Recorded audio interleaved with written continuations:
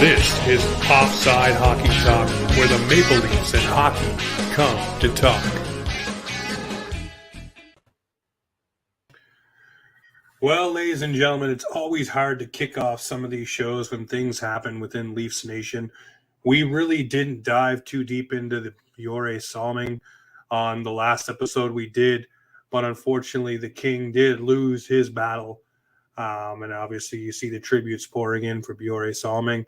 I made the comment the other day, it was probably, I think 2 days ago now, that this season really, you look at William Nylander scoring in Minnesota and how much that meant to him in that game. A lot of the Swedish players factoring into the scoring on that game as well. This season right here, man, it's for Bjorre. It is. You know, as much as we talked about it's for Muzzin, where he may not come back.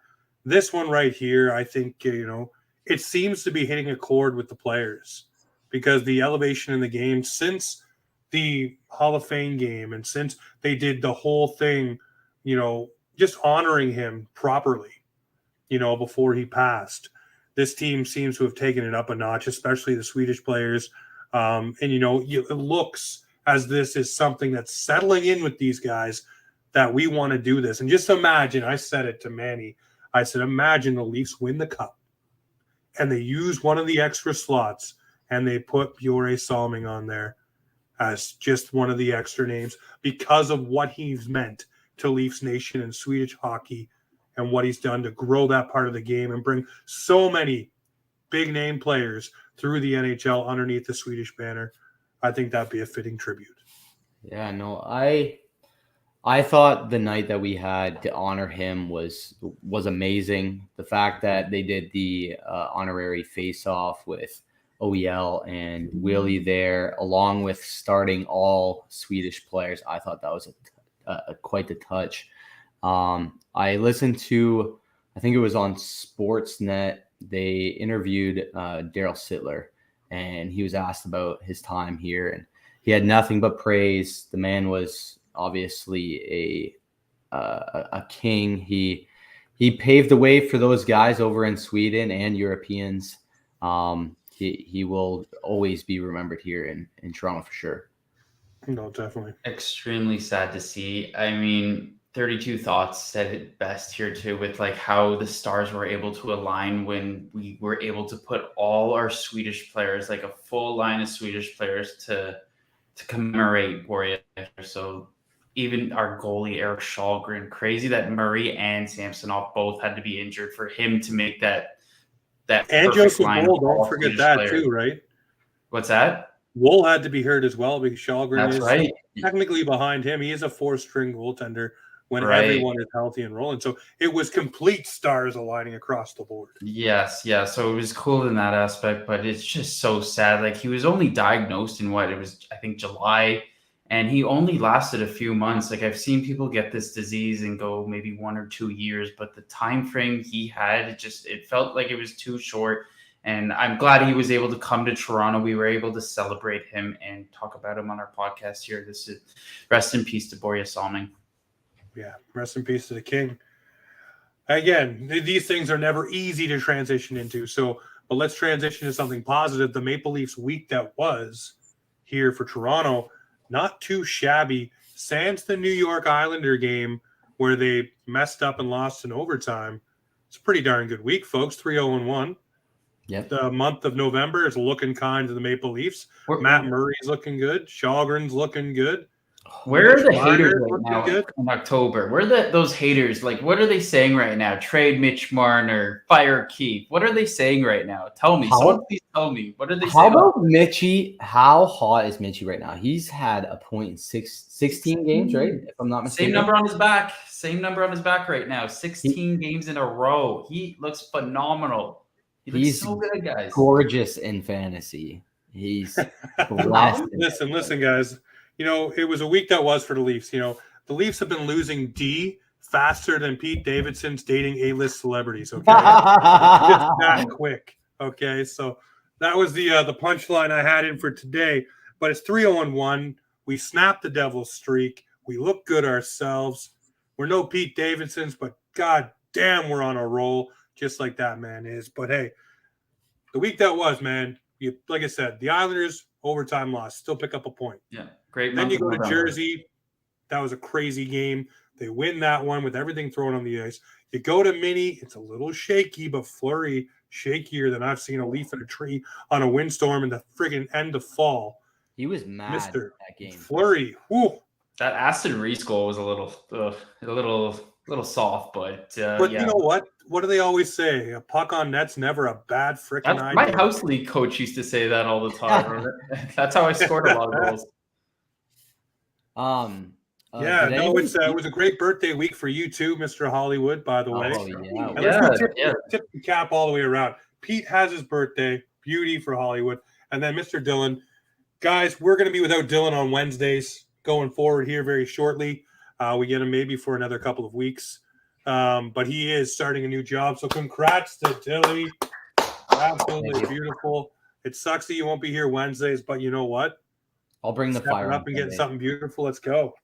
He's working on a shift change right now, but fun fact about the Friday game, that was my birthday, and thanks for the shout out there, Andy, in the comments. I was doing a shot for every Leaf goal that game. So they did 4 shots, or I did 4 shots for the 4 goals, and then eventually later on they had to cut me off. They said you've had too much. I'm like, yeah, fair enough. I will cease to drink your Burt Reynolds from now on. Burt Reynolds. Where were you? I just went to Chuck's Roadhouse, and Chuck's is beautiful. I actually love Chuck's. So cheap, and the beers, it's like $4 for a pint. So I'm like, I'm gonna drink a few of these. Yep. And they said, no, you're not. You're not gonna drink. Yeah, you're gonna go to the casino now. You're gonna gamble your money, win $100. Yep. There you go. Had a good night Friday, guys. Andy. Thank you. So yeah, it was the mini game, an afternoon game. The Leafs always kind of play sloppy in those. Everybody can remember that big, huge Carolina game where it ended up being, I think it was 8-7 or 8-6 for the Leafs in the afternoon. So afternoon games are not kind to the Maple Leafs, but they did end up getting the 2 points. Again, they need to tighten it up a little bit from what I'm seeing. The turnover is the only thing for this team that is causing them grief right now is just simple clearing plays. We talked about the 5-minute muffin from Justin Hall, but there's other clearing plays like in the New York game, Tavares didn't put enough mustard on it to get it out and down. Just those little plays where you go the extra step, you have a lane, or you put a little extra oomph on it. Maybe it goes a bit too far and your guy can't get it, but at least it's out of the zone. Yeah, I was watching the afternoon game with my buddy on FaceTime, and he made actually such a good point. He's like, Justin Hall is good if he does not touch the damn puck.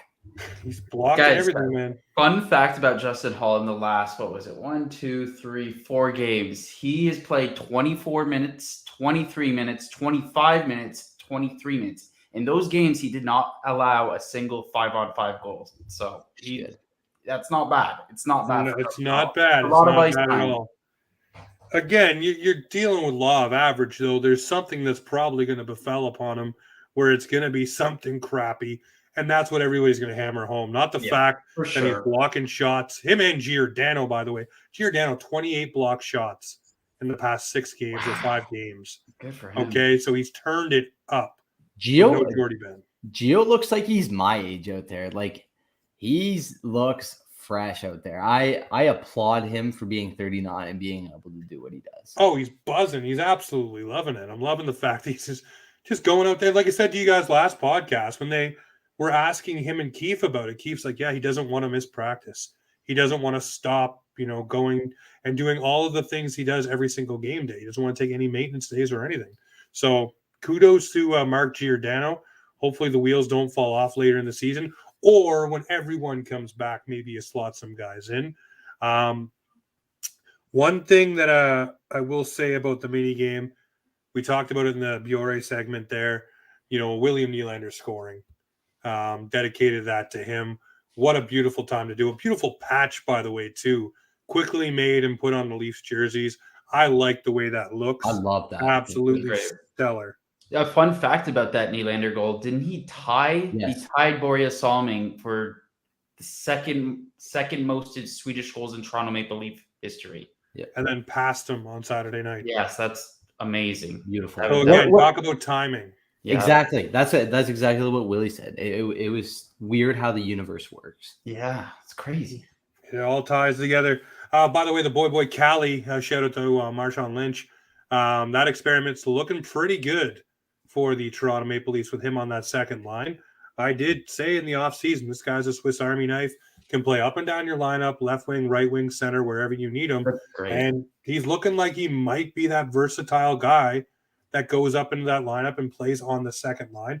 Look good against Mitty, look good against Pittsburgh. And dare I say, Alexander Kerfoot looking good in the bottom six, not scoring. There was chances, by the way, but he's not scoring. But defensively, he seems to fit what they're trying to do more than Calle Yarncroke was, Do you which think? is important. Do you think we need to trade Kerfoot at this point? Like he holds a lot of cap. What is it? Like 3.5? Yeah. Like Okay, but who does his job then? Pontus Holmberg? Pontus Holmberg's a center. Hmm. Kerfoot's a winger right now. I don't know. My biggest thing when you make a trade, because everybody says, well, trade this guy, trade that guy. Okay, who in your organization, A, fills the void that he does? He penalty kills. He can be a backup on the second power play unit.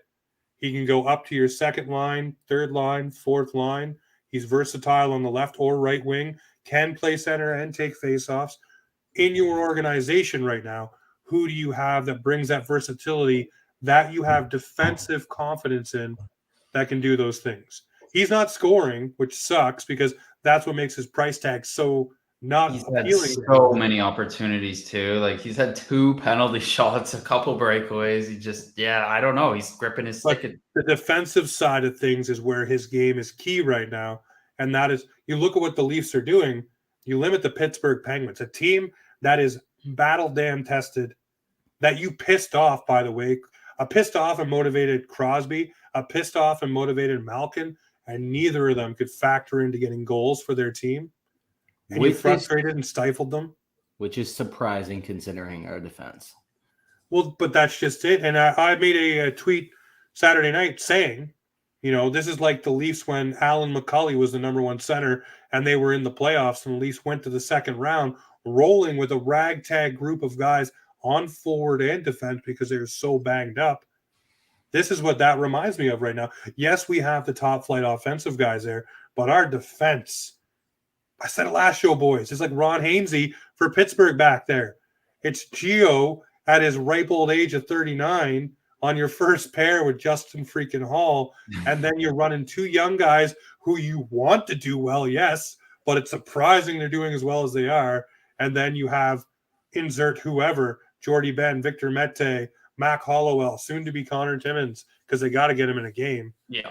But it's a hodgepodge defense, and you're rolling your 4th-string goaltender out there on Hockey Night in Canada against Sidney Crosby and the Pittsburgh Penguins. What was Crosby doing on that first goal? Did you see that? Like he was mad. Like He was fucked. What was it? Just a bad line change. He just Dude, that was a horrible line change. That was Yeah, the worst line change I've ever seen.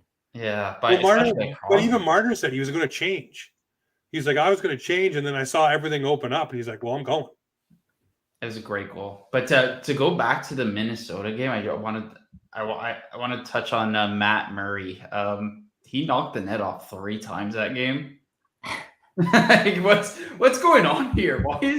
Why is he knocking the I know he's not known to do this, but it happened in the New Jersey game. It's happening in the Minnesota game 3 times. Like, we're going to get to this. Even talking about it.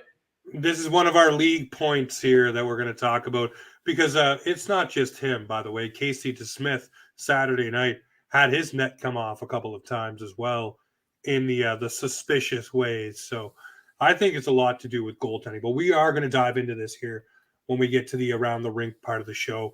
So let's just park that one for a minute because I do have that as a bigger thing because it was brought up on 32 Thoughts on Saturday night as well. Yeah. About an email that was sent out to all general managers. So we will dig deep on that one here in a few. But to put a bow on the Minnesota game, I think, again, sloppy afternoon game. Boys knew they had the travel. Matt Murray made the saves he needed to make. Kirill Kaprizov, he's good for a goal a game, guys. Oh, You're not stopping him. It's So like is he- Ovechkin. You're not stopping him. End of the game, he could have easily buried that. He had a gaping wide open net, and Matt Murray stood his ground and was able to stop that. That was It's unbelievable. almost like somebody's looking down on the Leafs watching Yeah. them right now. Yeah. Just saying, adding a few defensive Swedish tweaks defenseman that there. liked blocking shots. Yeah, he was Yeah. definitely looking down on the boys. I do like that Minnesota team, and unfortunate for me, I was like, oh, of course, the two players on that team that I love had to score.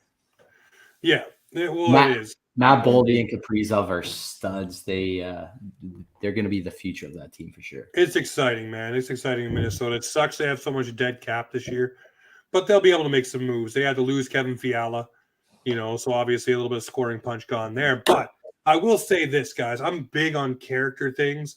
Holding on to that win with Minnesota pressing hard in the last 5 minutes, that's a character build right there.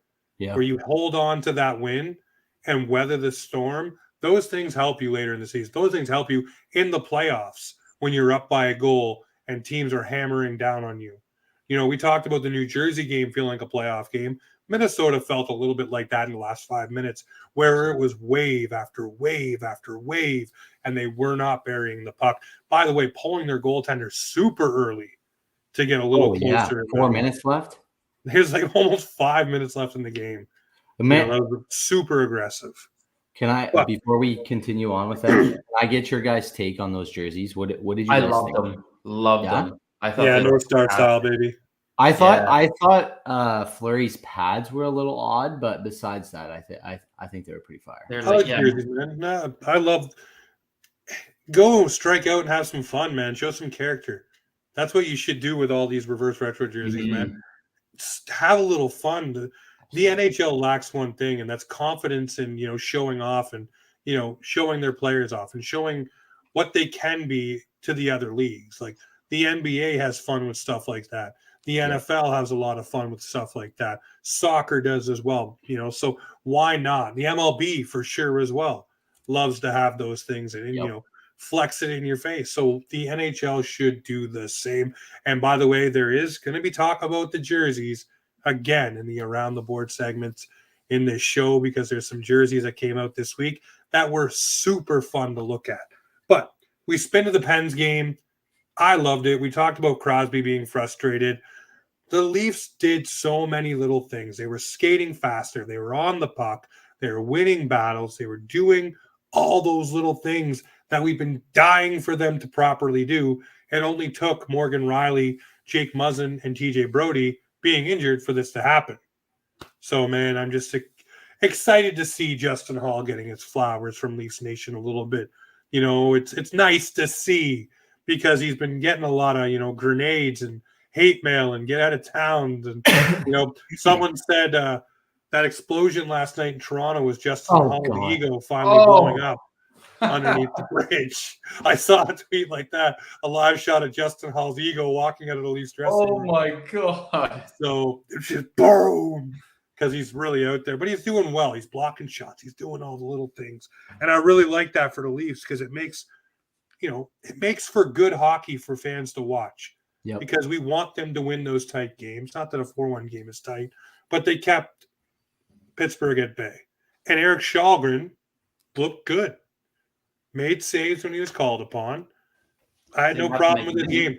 The goal that he's got scored against him, that was just a bang play. Just a lucky bounce, and it was a good shot by Raquel. Nothing you could do there. Maybe was a bit deep into his net, but other than that, Shalgren looked phenomenal that game. I mean, made the saves he had to. Pittsburgh, I mean, like after the first period, the shots were like 17-5 at one point. Like Leafs just dominated them. It was a great game by the Leafs. So no, it was definitely a great game by the Leafs. Again, too, Mitch Marner keeps the streak alive. Austin Matthews with 3 points. But my thing, a guy that I love, Dilly, Pontus Holmberg. Oh, Pontus Holmberg. You see what Keith said about him? Preseason. What's that? you see what Keefe said about him? He can't. He says he hasn't found a single flaw in his game yet, or something along those lines. What? Yeah, they asked him. man, that's high He praise. told him that he has to work on. He said, "I can't find anything Can't to be find anything disappointed." wrong. Can't find one mistake, is what he said. So Yep. Keep battling, buddy. No, he's doing well. He's absolutely doing well. I'm excited, man. The population of Holmberg is getting bigger every day because everybody's jumping on that bandwagon. He looks like the natural center that we needed. But here's the fun thing, guys. We talked about it a moment ago. When you have players playing in the position they should be playing in, they do not look like they're a detriment to the team. Kerfoot down the lineup, Engvall down the lineup, all the players being where they need to be, and it seems to work. Kampf is natural fourth or third line, whatever way you want to flip those two lines. They both can be a third or fourth line, but they're working. And you know Keefe loves the bottom six to be working lines that grind down the opponent's top two lines and hem them in and just cycle the puck. And that's what they do. Zach Aston Reese is good on it, physical on the play. Engvall playing a little bit more physical. The Giraffe is grunting and groaning and getting it done. I'm loving it. He's trampling, boys. Let's go. I'm pumped up, man. I'm pumped up because this team is finally starting to hit a little bit of a roll. What do you guys think of the Pittsburgh game, though? What is your thoughts? Maybe I'm out to lunch here, but I love the fact that these guys held the battle-tested Penguins to 1 goal and didn't let them up off the mat. I think you're missing one huge thing from that game, and that's the freaking bunting play. That man freaking took 4 Pittsburgh Penguins along with them and just battled in the dirtiest of dirty and somehow got the puck to Matthews, and Matthews was like, buddy, thank you for this gift out front of the net. I was like, how does that even happen? That is the bunting we need. He played great. He played phenomenal. He looks I so love good. that play. Yeah. These guys are starting to turn it on, though. All the guys that you wanted to turn it up, people groaning about Matthews not scoring and all the big guns not hitting their stride except for JT. Hello, ladies and gentlemen. Go and look at this. The Leafs at this time last year, before the weekend games, were 69 points. Nice. The same group this year at the same time was 69 points. Now, this year, same time, 89 points. A 20-point improvement from the top 4 guys. And that's without Matthews hitting full stride. So did anybody see the photo of him celebrating that goal? It looked like he was pumped. Yo, my favorite part was Keith's reaction to the goal was just like, nice. He just like, yeah, it's pretty good. It's a little bit of a, all right. You know, the Austin Matthews has hit a wall. Guys are gonna drift off tonight with a 3-point game. So yeah, another 5. Mitchie was like, that's just a typical Scarborough guy getting in the dirty areas. He ain't afraid of that. No. Bunce is not afraid of that crap. And I love that, man. I like that we beat the drum on this show about breaking up Matthews and Marner and switching it up. And look what has happened. John Tavares rolling. Mitch Marner rolling. Matthews rolling. Bunting rolling. Willie rolling. Yarncroke starting to roll. Just got there. Don't worry. He'll jump in. He'll get rolling. Actually, he scored. So rolling. Let's go. All right. So that's the week that was for the Toronto Maple Leafs. Not too shabby. This week here, guys, I've been talking about it all day long, anywhere I possibly can. This is a huge week for the Toronto Maple Leafs. Look at their opponents. It's Detroit, San Jose, not so much, but then Tampa, who are right behind them in the Atlantic Division. There is a bit of a gap, yes, but Detroit is in third. Tampa is in fourth in the Atlantic Division. So what you want to do is Monday night, you want to win against Detroit. Keep that gap and widen it. Saturday night against the Tampa Bay Lightning, the hockey night in Canada, the big game, the bright lights, do it right. Beat the Bolts on that night and create a safe gap for yourself for if things do go off the rails a little bit, you have a couple games to figure it out. You have to win at least those 2 games. Yep. Now, if you beat San Jose as well, that's beautiful. I see the Leafs going 2-0-1. I see the San Jose game being the overtime game because I feel like they're going to be really up for the Detroit Red Wing game, and they're definitely going to be jacked up for the Tampa Bay Lightning game. Home ice, big lights, Saturday night. Let's go. I can't wait. What do you guys think this week? I can't wait. I feel like, what's our record against James Reimer? It's pretty good, isn't it? Like we beat them most of the It's not time. too shabby, but they've been running Cabo Kakinen a lot. So Okay, but if James Reimer starts against the Leafs, I'm going to predict they win that game. 3-0-0 week by Andy. Bold prediction. I think they're going to win tomorrow night. I think they'll beat Detroit. That's a big game. I think we have like 3 games ahead of them, so they're slowly trying to catch up to us. They're in a weird spot though. I don't think they're going to make the playoffs, but it Who's would that? be Detroit. I don't think they're holding down the I third think division Detroit's spot. going to make it. That would be a great first matchup for the Leafs, but like we're still Who would November you right have now. out, James? What's that? Oh, don't worry. Hey, again, here we go, guys. The show flow is there for a reason. We are going to get into this and the Get back around to the that, NHL stuff. Yeah. Because at the chopping. end of Thanksgiving is usually where you can see where the standings will be for the playoffs. However, I don't think that's going to be the thing this year. We'll get back to that. But I think we'll beat Detroit. We'll beat San Jose. We're going to lose to the Bolts in regulation. It's going to be 2-1 for me this week. 2-1 for Pete. I'm going 2-0-1. Dilly, are you going with Andy and rocking 3-0-0, or are you going to mix it up and go 1-1-1? I think they got Detroit in the bag. San Jose, did San Jose not beat them in overtime already this year? They I did. think they beat them flat out. Was it over? They might have gotten an empty netter. I wasn't sure about that game. I see that one being a dub as well. Screw it, Andy. I'm going with you. We're going 3-0-0 this week. I have to be different. I was gonna go with what James had, but this is a statement week. We gotta put the Jets on and prove the league that we can separate from the rest of them in this division. No, it definitely has to be a statement week. Like I said, that separation for the Leafs is going to be absolutely key for the Leafs. And So I'm feeling like that's going to be something. I think on the San Jose game, we will see Connor Timmins. That's why I'm a little bit – you might mess up the defensive flux you got going on. That's why I said that might be the game to lose. By the way, we did go to overtime with San Jose the last game. We lost in overtime. Remember Eric Carlson with the that's what I thought. breakaway. Yes. I was away in Disney, so forget my foggy memory on most of those games. Fair enough. What's the status on Brody right now? Brody, I believe Brody is still another week away. Don't rush him. I wasn't sure if he was going to be back this week or next. No, he's skating. He's going to be skating with the team this week.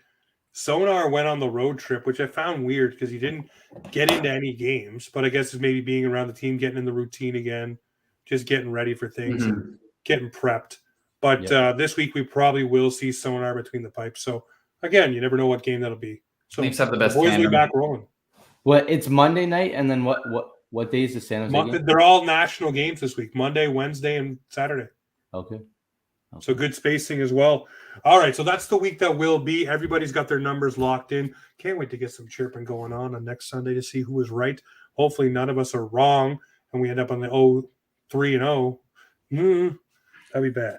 All right, well, let's talk about the GBU, the good, the bad, the ugly. That was the week that was for the Toronto Maple Leafs.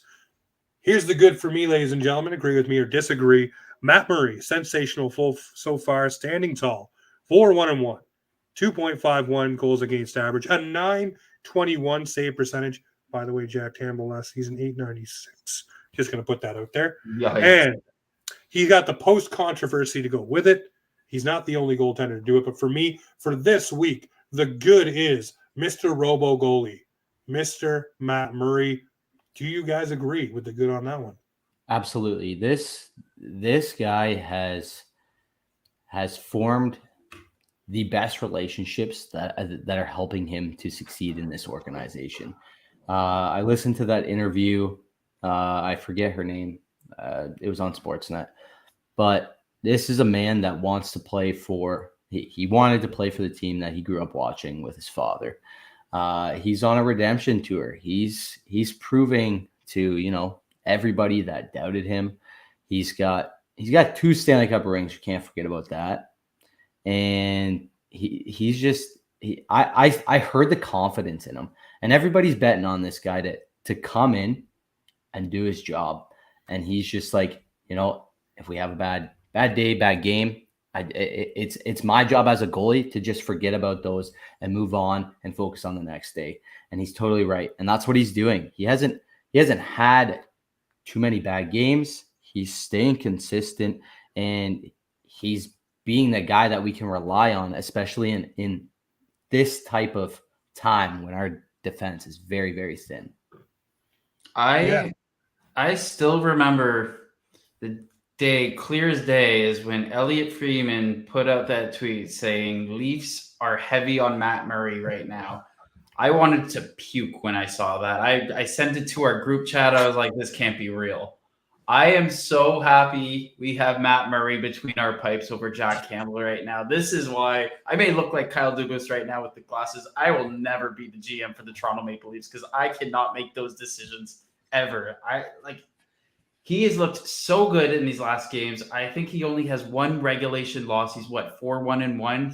He's making these 4-1. phenomenal 4-1-1, saves. yeah. 1-1, 4-1-1, yeah. 4-1-1. Yeah, he's save percentage over 900, 920 something, and then he's just making these outrageous saves like that Kirill Kaprizov shot at the end of the game. Just he's How about so the good, split and I'm pad glad. save earlier in that period where he What's stopped that? the puck on the goal line when he split the legs? Yes, I That's saw that that. breakaway. I He's was like, that was a play that he could have got injured on, and I was kind of scared for that, but he's doing good. Please stay healthy. Oh my God. Knock on wood, guys, because I can't deal with more injuries. And hopefully the Murdoch can stay healthy. I can't wait till we have Sonar back and we have probably the best tandem in the NHL. Maybe Swayman and Allmark, but I'm pretty confident we have two very good goalies between our pipes. Yeah, well, here's the bad for the week, guys. We talked about it a little bit earlier. It's the soft clears for me. It's the little muffins up the board. It's the chips that don't get out past the blue line, whether it's on a PK or the last little bit of a game. They've been backbreakers for us. They usually turn back up ice and become a grade A scoring chance or a goal. And those are things that you can easily clean up. It's an extra step. It's an extra moment of looking and not just putting the puck out. And most guys in post-game pressers will say that to you. I should have took the extra step. I should have put a little bit more on the glass, or I should have looked and seen who was open. You know, it's those split-second decisions that really can derail your game. That's the bad for me this week. It just those little things. We saw it in the Islander game. Tavares didn't get it out when him and Nylander were turning it up ice. Next thing you know, boom, boom, the game is over. So those little things, and the Justin Hall muffin we all know about as well. Those little things, you change those minute details and take an extra second, which they look like they did on Saturday night. I think this team can take it to even another level in pissing teams off and making them kick the boards out of Sidney Crosby. But what do you guys think? Yep. I totally agree. They're looking like, when they do that, they look like a freaking beer league team. You don't do that at the National League. I mean, yes, you do, but take that extra second. Don't put it up the middle. Don't give it away. Yeah, enough said about that. Yeah, there's a lot of soft clears. Like even on that Kaprizov shot, I think they had the opportunities to get it out. They gave it away. You pretty much nailed the nail on the coffin here, James. They're just, they gotta. That's one of the aspects of their game they need to work on. Just getting the puck out, don't ice it. Just get some fresh legs out there and move on. Definitely. Well, the ugly here for the Toronto Maple Leafs, it's not looking ugly right now, but it's the decor hanging on by a thread. And one more injury, it could be a drastic shift for this team where they may have to, not a Connor Timmins deal, but actually go find someone to slide in.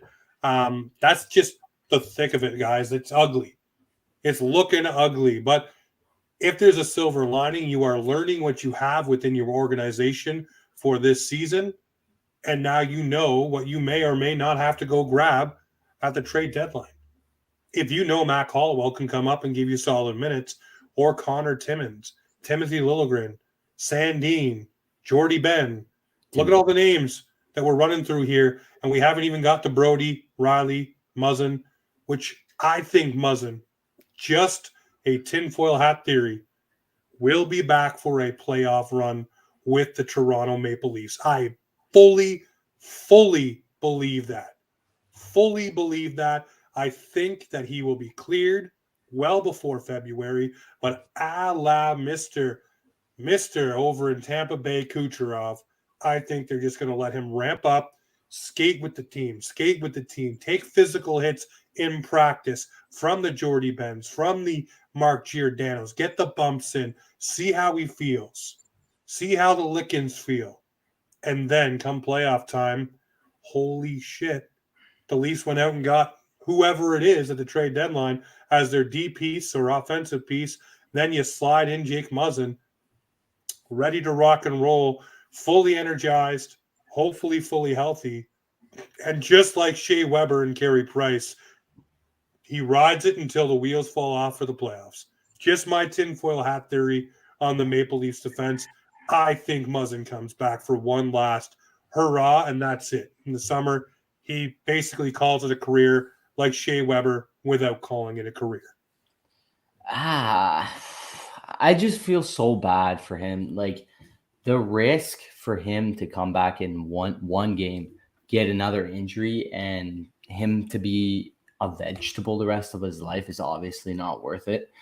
But if he feels confident enough to come back and he's feeling comfortable enough, then so be it.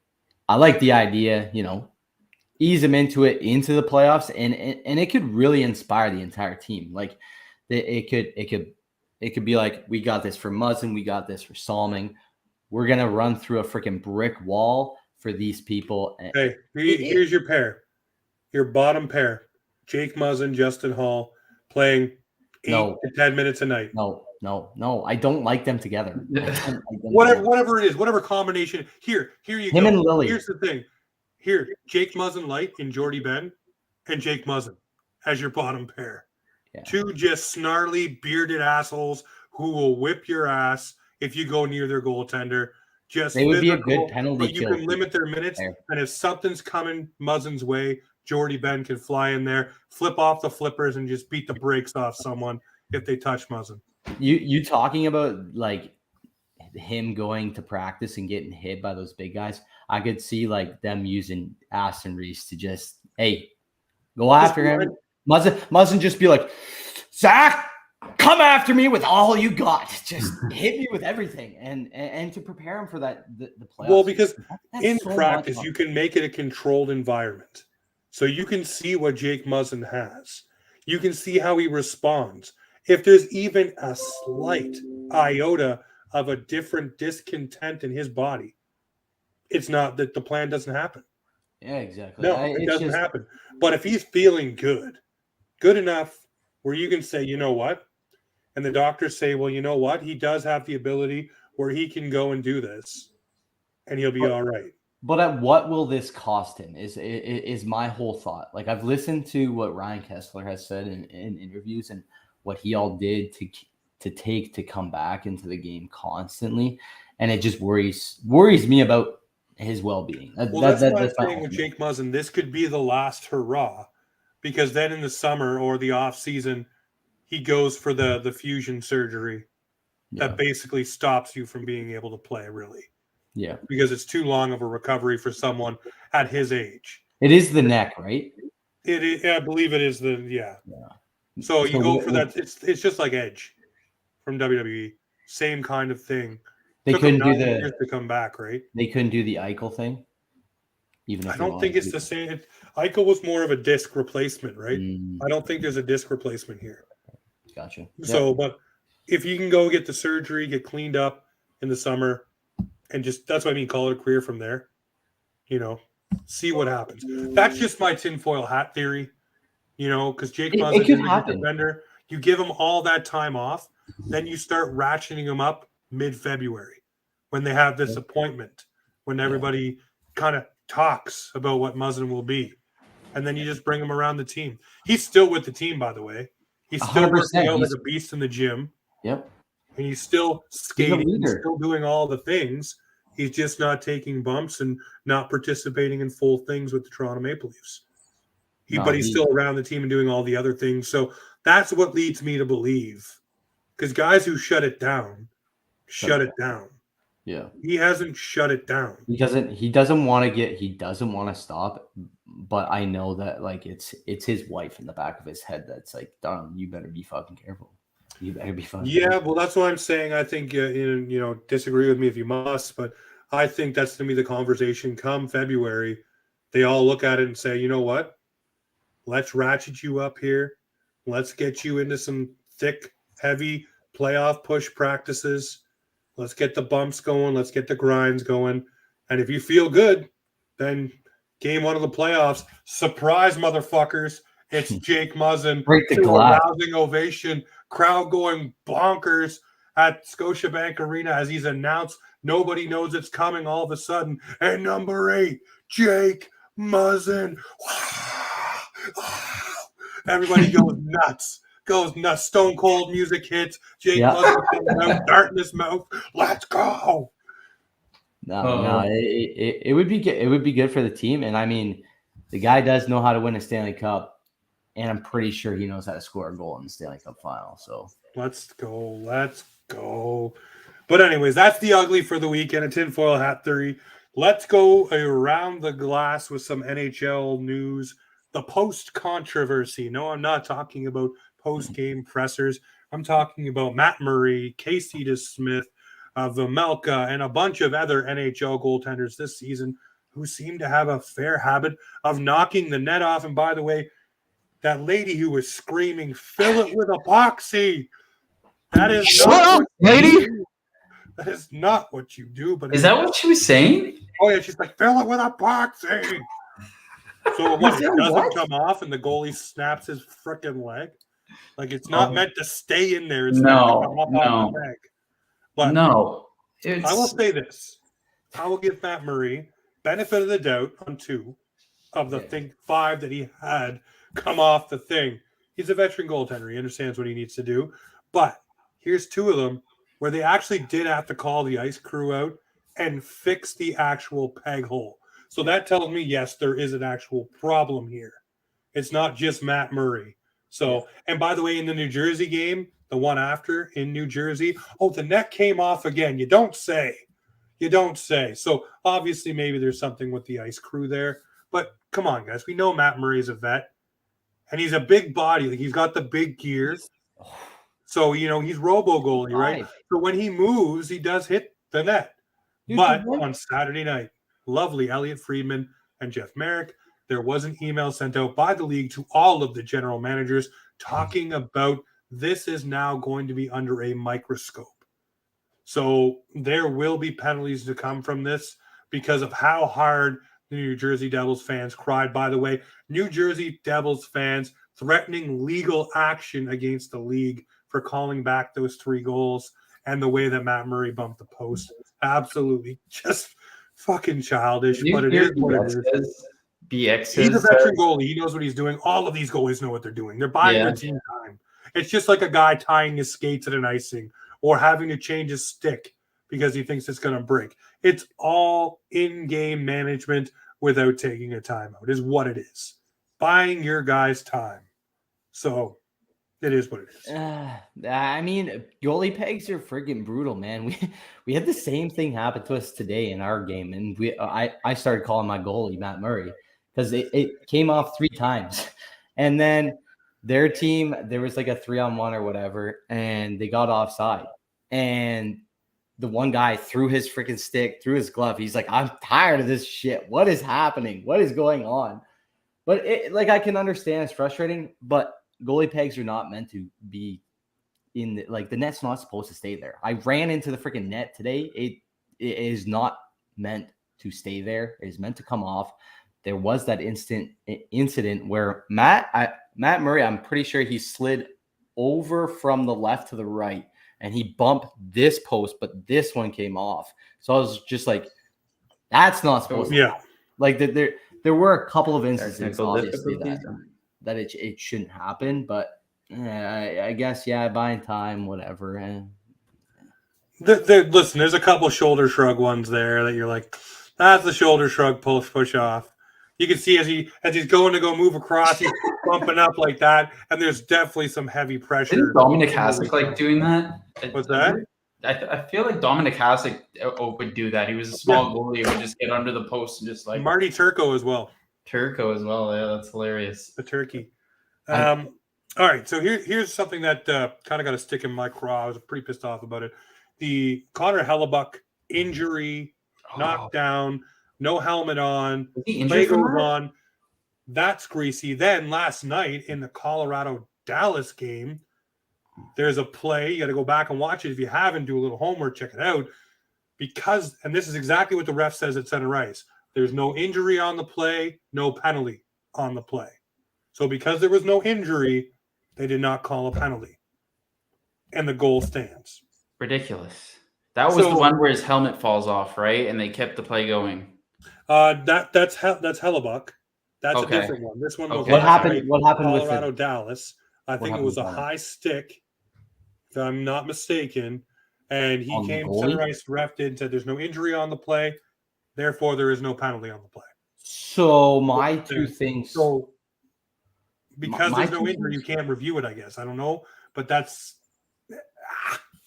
if the ref doesn't see the high stick or whatever, then obviously technically it wasn't a high stick unless the guy's bleeding. That's my understanding from a high stick. Two, but I thought the whistle.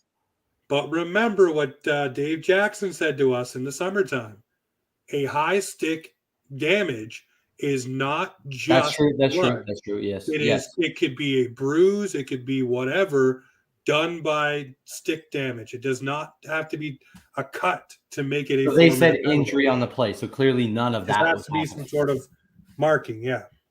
But was it on the goalie or what was the instant? It was on a player. It was on a player in front of the net. Took the player down and out of the play, and then of course, obviously, everything unfolds from there. A goal is scored. They go to center ice. Yeah. No injury, no penalty. I watched the Hellebuck play unfold, and I am pretty positive I've seen that like similar play happen before, and I want to say it was Jonathan Quick one game or whatever. His helmet came off. And the whistle was blown because his helmet was off. So my understanding is once the helmet is off, you have to blow the whistle. But because he wasn't injured on the play. No, what it is now, if there is an impending scoring chance and a player is injured in the offensive zone for the defending team, the play is allowed to continue until the defensive team has possession of the puck, therefore ruling the play dead and stopping the play to allow them to recoup their injured player, get him off the ice, etc., etc. I like what Kevin Bieksa and Kelly Hurley said last night. If the goaltender's helmet comes off, it should be blown dead immediately. Because what if Hellebuck got up and got back into position and took a beamer right off the head because he has no mask? That's what my understanding was. If his helmet's off, it should be blown. So I think there's a huge, again, I use this word, appetite amongst the general managers. Jeff Merrick said it last night that they are going to get that changed, where they're going to have, and they're already going to pressure referees that if a goaltender's helmet comes off, to be aggressive and stop the play. Yeah, scoring chance be damned. You have to protect players, and the same thing happened in the Minnesota game against the Leafs. Yep. Guys losing gloves. I think for whatever reason in my head, I think if you lose your glove, it's much like a player now losing a helmet. You should get off the ice. I thought that rule was because if you lose a glove, just think you take a shot, a stick, whatever. You go up against the boards and you get it caught between the dasher and your body. Just imagine how much damage that could do to your hand, right? So I think any of that crucial equipment comes off, you should be right off and done. Just get off the ice to protect yourself. It sucks that it interrupts the play, yes, but get off. Unless you're capable of picking it up right away. But I'm pretty sure that play was like he lost it and he was continuing to battle for the puck. I think it was Matt Boldy actually who lost the glove and was continuing to battle along the boards. Might I add, where a lot of stick battles and things happen. So yeah, if you lose a piece of your paraphernalia, get off the ice.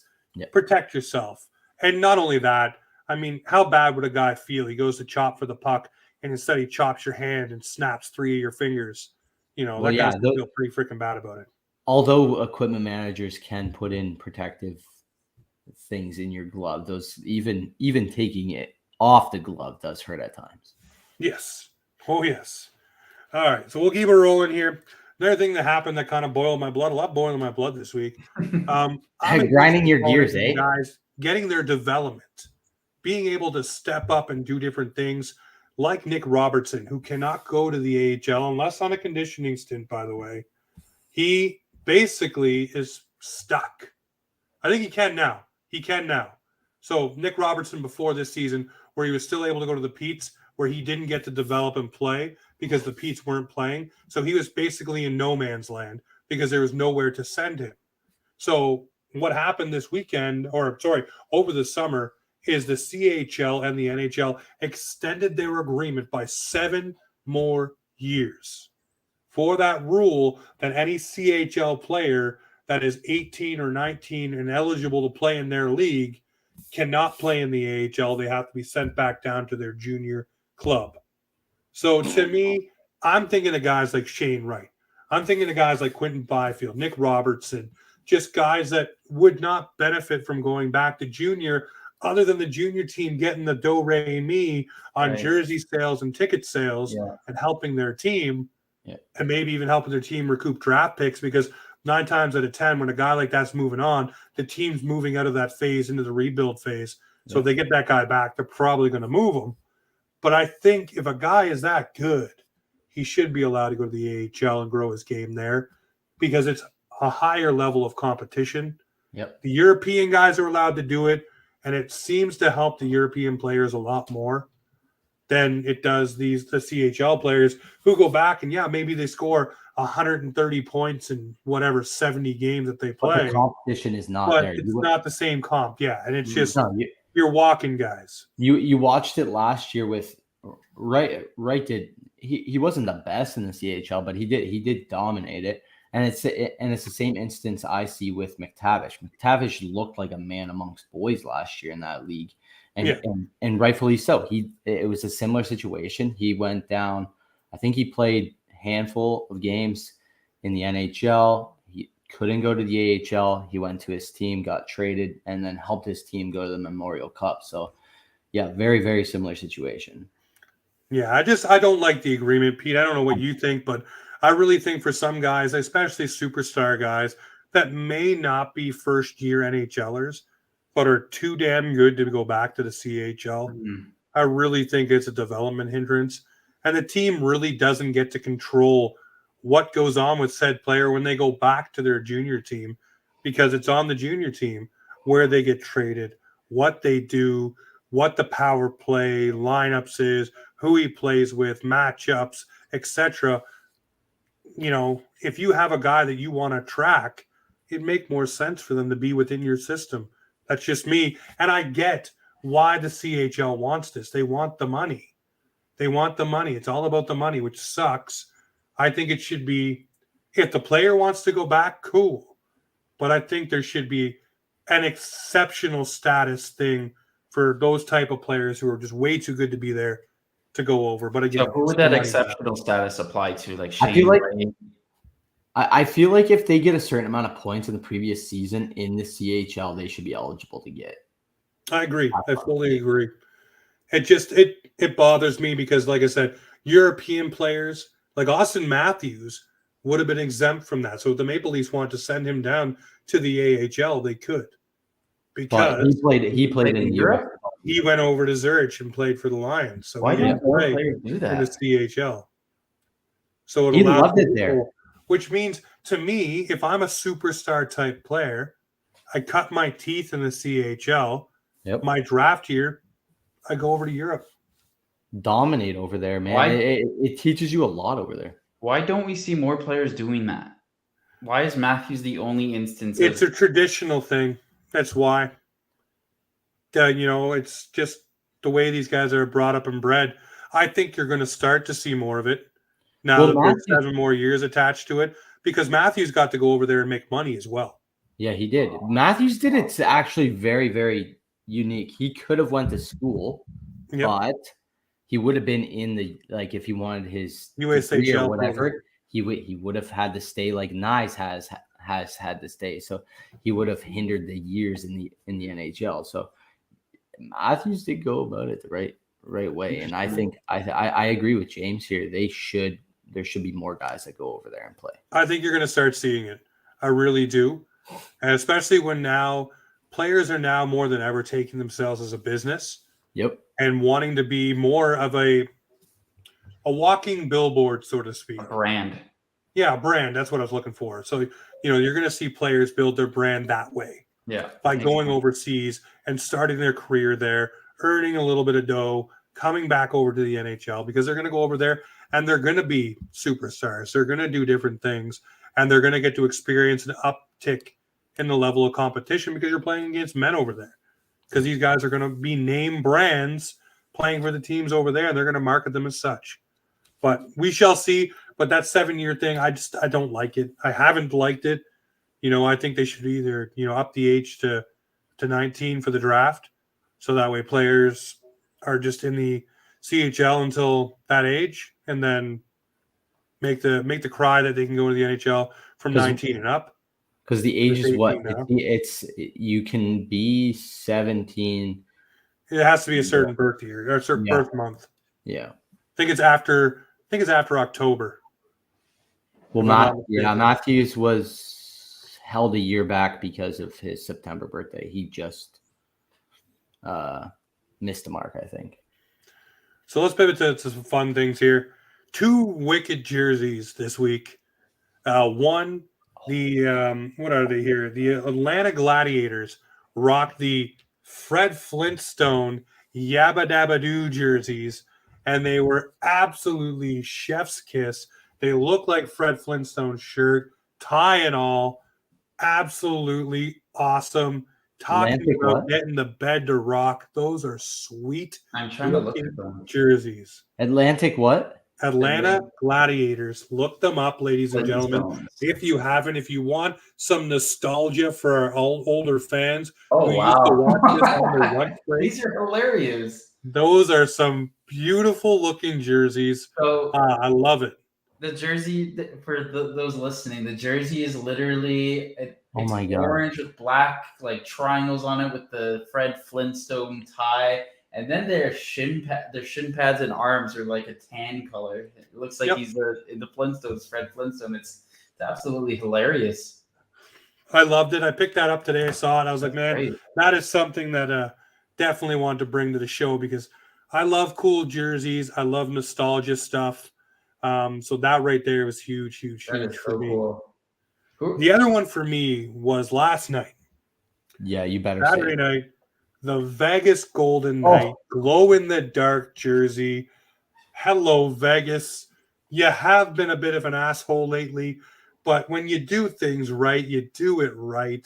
That was some special. I like that. I like the way that they put those jerseys out there. I could not hate on it. They're in the tunnel, and it's glowing. Mm-hmm. Even the goalie straps are glowing. Yes. Oh, man, I was in for that. A million times out of a million times. Beautiful. That is really cool. I'm looking at these jerseys now. They look phenomenal, especially in the dark. Shout out to Vegas. How did they come up with these ideas? They're very unique. Well, Dallas glows in the dark as well. Oh, do they? Okay. But I don't think they've done the same kind of effect like the Vegas Golden Knights did to kind of get you hyped about it, where they're in the tunnel and all you see is the glow in the dark parts. And it's like, man, that's cool. It takes you back to when you were a kid, right? And you used to have the glow-in-the-dark stuff in your room. You'd hype it up with the light, and you turn off the light, and everything would glow, whether it's the moon and the stars or your PJs when they had your favorite characters that glowed, those things. You saw those jerseys. And to me, again, talk about nostalgia with the Fred Flintstone, that to me was cool. It was like, yeah, man, if I'm a kid, I want that jersey for Christmas because I want to run around with my numbers right outside. You go inside, everything, you make sure it gets all glowed up, run outside and start shooting the puck at the net in the dark. Your numbers are on fire. That looks so cool. Yeah. Imagine if the Leafs got glow in the dark jerseys, man. That would be, how awesome would that be? Just like take some innovation from the Maple Leafs, okay? You don't want to see they just don't do it. glows in the dark blue or white. I don't know, man. Well, That'd be I awesome. guess we better buckle up and make them ourselves or something, because that would Let's do it. Let's find a partner. Joe, if you're listening from Fresh Prince over here in Halifax, the official apparel supplier of Offside Hockey Talk, we're coming to you for some jerseys that glow in the dark. Let's figure this out. Let's make it go kaboom and make a Maple Leaf style. We don't need to use the Maple Leaf exact logo, but we can do something. No, dude, that video I could have watched fucking 10,000 times. That was an awesome video, and I was just like, man, this kind of makes me want to buy a jersey of theirs. Hey, man, one thing that Vegas does right is they market everything perfectly. Yep. Their post-game stuff, the playoff stuff, everything they do, God say it, man, they smash it out of the park, even though it pisses most of us off. But speaking of being pissed off, here we go. The Thanksgiving mark in the U.S. is usually when you can start separating the teams from the man and the boys, who the boys are not going to make it, to the boys that are going to go on a playoff stretch. It's a little tighter this year, Pete. Yes, I do know that. There will be some flip-floppies, but here's what I want down to the know. whole division. Well, no, we're just going to go conference. That's what. Oh, okay. Yeah, just go conference, because your wild card can be any team from any division, right? So it doesn't. You don't need to break it down by division. So who misses in the East on the U.S. Thanksgiving mark out of the following teams? The Penguins, who are out of it. The Rangers, who are out of it. The Panthers, who are out of it. And the Tampa Bay Lightning, who are in fourth in a wild card spot as we speak tonight. Pete, I will let you go first. Which teams miss, and who do you have coming out to replace them? Okay, I'm looking at the standings here. I am gonna say, Detroit is missing. I don't care what anyone says. Sure, they got good goaltending. They're missing. No, they're not making the playoffs. I'll make you a And TikTok Pittsburgh is missing too. New York's going to get in. The Rangers will get in, and Florida will get in to replace them. So there's no I would like the Red Wings to make it. That'd be a nice good first round matchup for the Leafs, but I don't have them making it. Detroit and Pittsburgh will not make the playoffs. I'm saying that now. I'm sticking to it. All right, Pete. What do you got? You mean Dylan? Dylan, sorry. Yes, Dylan. I am very, very confused at this point, because Florida, they have a good team, and I could see them sliding up and in, but Montreal's also in the mix too here. Detroit does look kind of low-key good. They have brought in the right vets this season. They got the young juice in that lineup. But my problem with them is their goaltending. I say Tampa gets into the third slot there, and maybe Detroit's a bubble team there, like the wild card. Pittsburgh. Oh, I think New York's a for real team no matter what. I think they're in. Yeah. The Rangers, that is. And I think Pitt might miss. All right. So for me, I have Pittsburgh missing, yes. I have Florida missing.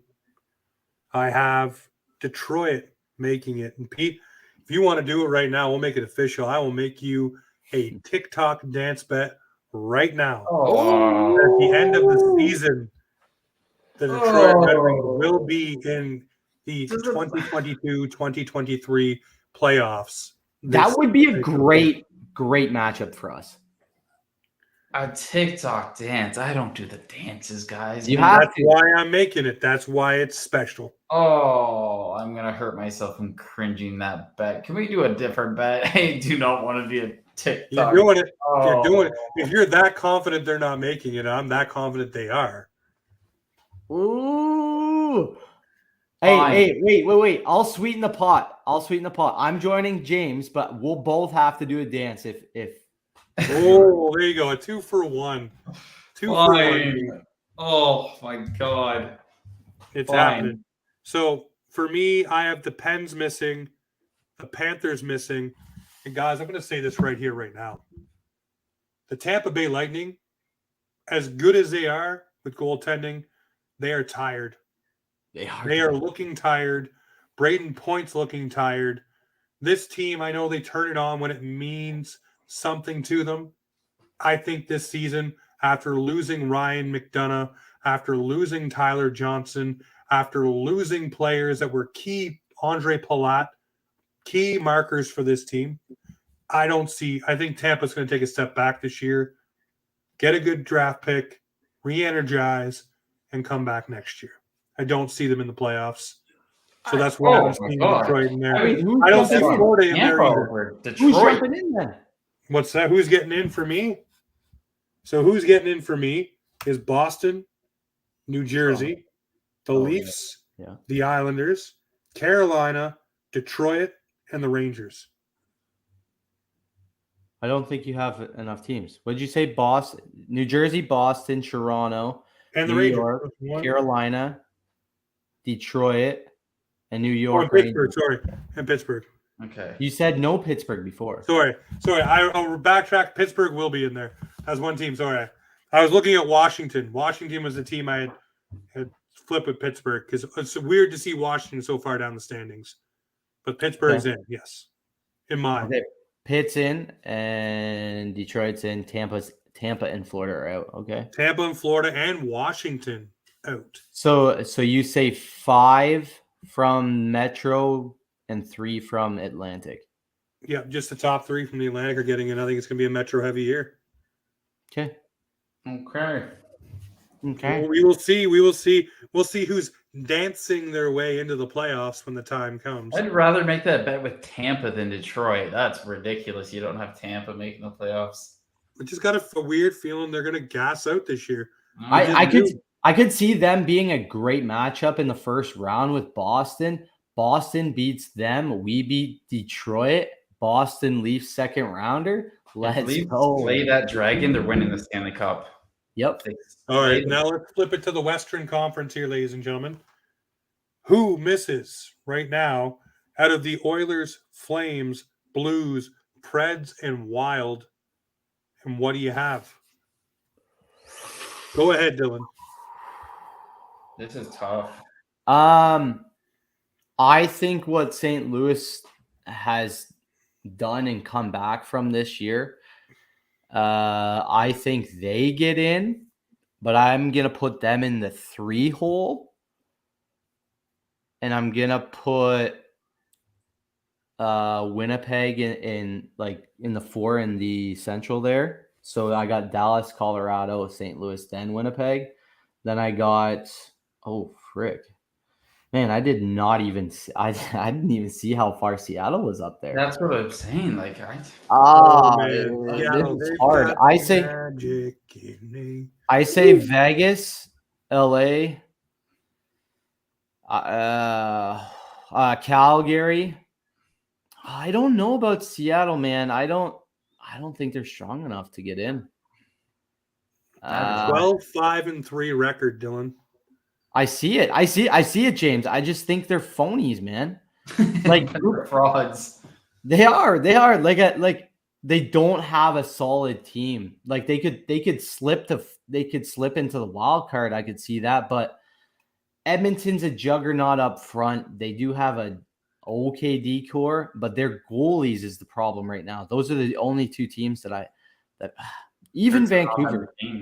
If Vancouver puts it on the Jets, they could tie it in too. I'm gonna go with Edmonton. Okay. I'm going Vegas, LA, Edmonton, Calgary. I don't see Seattle making it. I don't care. 75% of this is correct, and I don't see Seattle doing it. They're one of the 25% that don't make it. Yeah, I agree with you on Seattle. I don't like Seattle either. I like the way it looks here, though. I just don't have Seattle or Winnipeg making it. I have Calgary and Nashville to make it over those 2 teams. But the Pacific is so weird because they have such good teams. Yeah. But they also have very, very shitty teams too. Like, Well, here you go. In the Western Conference, go from 7 to 11. It's all separated by 2 points. Yeah. Yeah, it's really But- tight. I will tell you this right now. That those are the flippy dippy things I was telling you about that could change a lot here. But for me, I have it staying pretty much the exact same, except Edmonton does not make the playoffs and Really? Calgary does. oh, I Everything else 100% stays see the same. Calgary making it. I think Seattle this year is going to have some magic, baby. They are going to tear it up. I think Shane Wright's going to find his way back to this lineup somehow and be just exciting. But I think Seattle this year is going to do some noise, have some fun. By the way, guys, they're doing this without their starting goaltender. Martin Jones is in there making some noise. Okay. Pretty sure Grubauer's Grubauer's not there. So I'm just saying, this Seattle team, we talk about Toronto being scrappy and figuring it out. Ron Francis seems to have put some puzzle pieces together here and is rolling right now. I They look like pretty damn your good. I like your Edmonton prediction. What the hell would happen? Like, people are gonna flip out in Edmonton. if They're that already happens. flipping out. Have you not seen Edmonton Twitter? No. Holy smokes. When Jack Campbell was getting lit up for 3 goals again, They won before they though. stormed back. My God. That's gonna be so interesting. But is everyone done their predictions? I have one more point I want to bring up before we get to the Boxing Rock. The Nashville game was postponed. 2 Nashville games postponed because of their arena plumbing. Did you guys see that on Twitter? Yep. Like the floods I could have just fixed coming out of that. the arena. What's that? I could have fixed that. You could Colin you? Plummy Pete, What's that? the official plumber of the Nashville Predators. Yeah. Dylan Fournier. Yeah. Why I is thought it that was really in Ontario? Yeah, but Yeah, no, it's going to take a little while, man. They're going to probably have to do a lot of different things out of that building, I don't think. I think you're going to have to probably do your game day stuff other places, like your video and all that. You see their video room, man, was all rained through and all shredded. All that's going to be molded and gross. It's going to all have to be rebuilt and redone. So you're talking, massive overhaul. Couple months. But we shall see what happens with Nashville. But I do think things will hold up. And we'll look back on this video at the halfway mark and see where we are. We've only reached the quarter mark of the season, which is why I'm going to say tonight's Boxing Rock Bearded Blue Warrior is going to be the quarter mark Boxing Rock Bearded Blue Warrior. I'm going to do mine for the Maple Leafs. But, Pete, I will let you go first. You've grown in your beard to make it part of the segment, so I appreciate that. Who is your Boxing Rock Bearded Blue Warrior for the first quarter of the season? the first quarter of the season? Oh my God, you got to go Mitch Marner. The guy is on a Pete the Heater right now. Like The heater. he is killing it. He's on a 16 game point streak. He looks phenomenal out there, causing turnovers, grinding in the corners. Mitch Marner's what is it called? Boxing Rock Bearded Blue Warrior. I need a beard, guys. You gotta send that over. Coming, I promise. Since you said quarter mark, I got to go with Willie Styles. I'm really loving that guy. And I also got, I don't know if you saw my video. I got one of his rookie cards. So he is a hot commodity over here in the Fournier room. I'm going with Willie Styles. Beautiful. All right. Let me do a little bit of a group here. Uh-oh. They've taken a lot of heat. And not just Pete the Heat, but it's the Boxing Rock Bearded Blue Warrior for the first quarter of the season. Here's what I'm going to do. As a man who threw a lot of lines in the water and made a lot of noise, and Leafs Nation was upset about a lot of the things that he did, but they've seemed to come to fruition and really look good for this Maple Leafs team. So I'm going to pick Mr. Kyle Dubas, Ooh. Mr. Ilya Samsonov, a.k.a. Sonar, Ooh. and Matt Murray, the Murdog, because goaltending was supposed to be, damn it, the thing that sunk the Maple Leafs season, and it's been anything but. Complete opposite. So, Mr. Kyle Dubas, tip of the cap to you. I don't care. I'm not a Dubasite. I'm not a big fanboy. But when he does something right, you damn well need to acknowledge it. And Ilya Samsonov and Matt Murray, even Eric Shalgren, they've all played their tails off between the pipes for the Toronto Maple Leafs.